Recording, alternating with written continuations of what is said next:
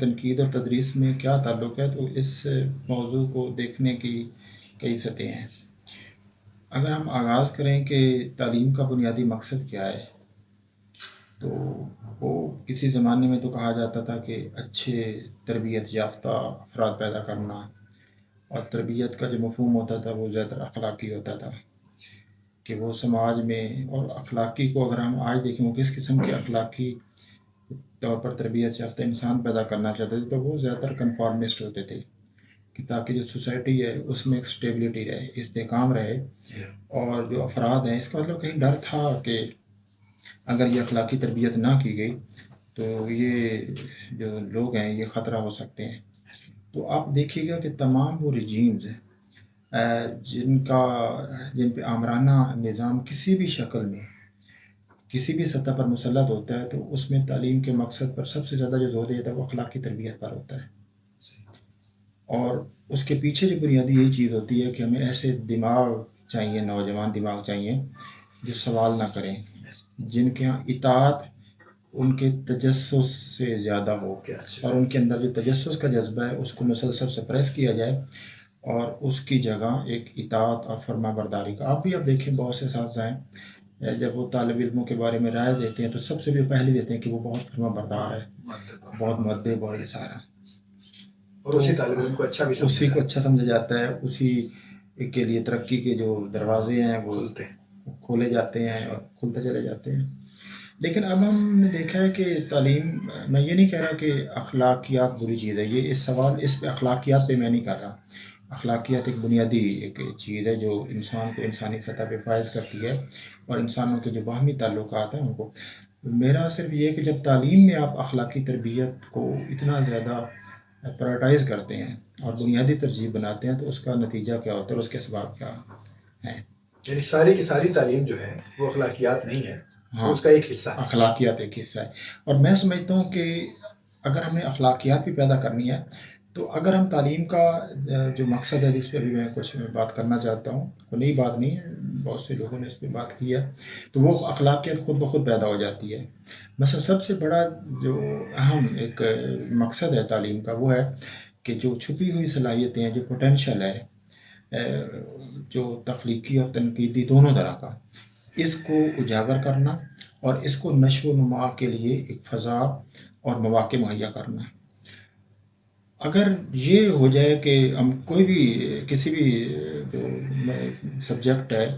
خواہ وہ زبان ہے، ادب ہے، سائنسز ہیں،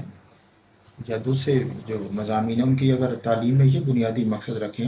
کہ ان کے ضمن میں جو ان کے اندر پوٹینشیل ہے، نوجوانوں کے اندر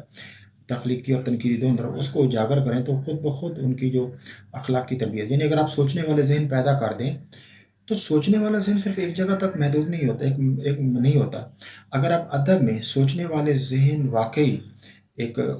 سامنے لے آتے ہیں، تو وہ آپ سوچ کو محدود نہیں کر سکتے۔ آپ یہ نہیں کہہ سکتے کہ ایک جو شاعری کے بارے میں ایک اچھا فہم رکھنے والا آدمی ہے وہ صرف شاعری تک محدود نہیں ہوگا۔ انسانی ذہن میں خانے ہیں ہی نہیں۔ جب آپ انسانی ذہن کے ایک حصے کو ایک شعلہ آگ دکھا دیتے ہیں اور وہ ایک شعلے کی صورت سامنے آ جاتا ہے، تو اس کا اثر دوسرے پر پڑتا ہے۔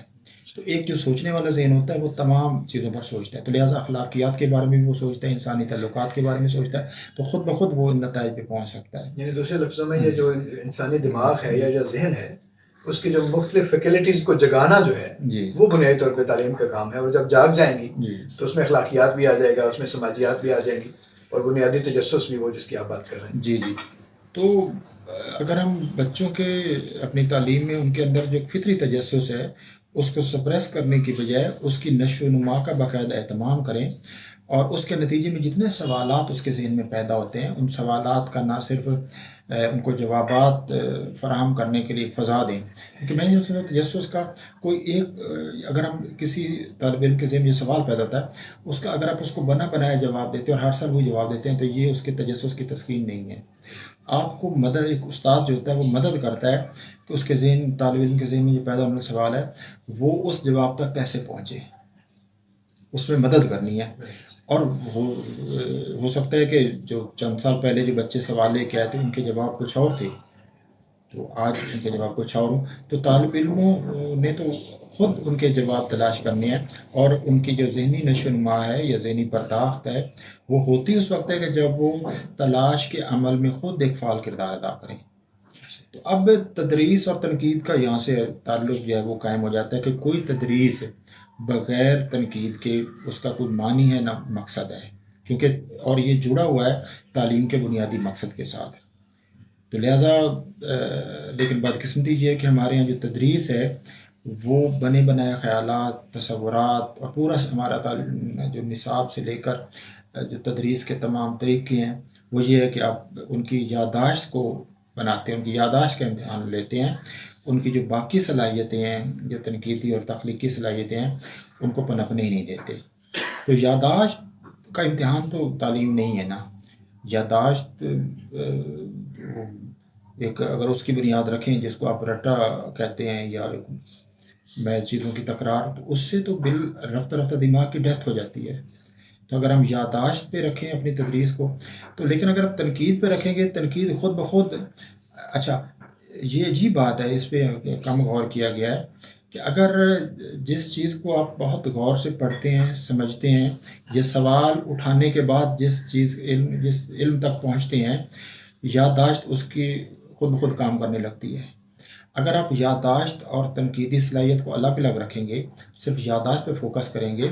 تو ایک طرح سے وہ ذہن کی موت ہے. لیکن اگر آپ فوکس رکھیں گے اس کی تنقیدی صلاحیت کی نشو و نما پر، تو یادداشت خود بخود کام کرنا شروع کر دے گی. تو اس لیے میں تو سمجھتا ہوں کہ کوئی بھی تدریس بغیر تنقید کے نہیں ہونی چاہیے، اور اس کا جو آغاز ہے وہ کلاس روم سے ہونا چاہیے. میں سمجھتا ہوں کہ سوسائٹی میں اگر آپ کوئی بڑا انقلاب لانا چاہتے ہیں واقعی،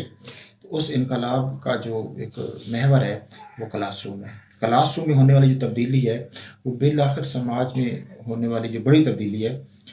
اس کو ممکن بناتی ہے.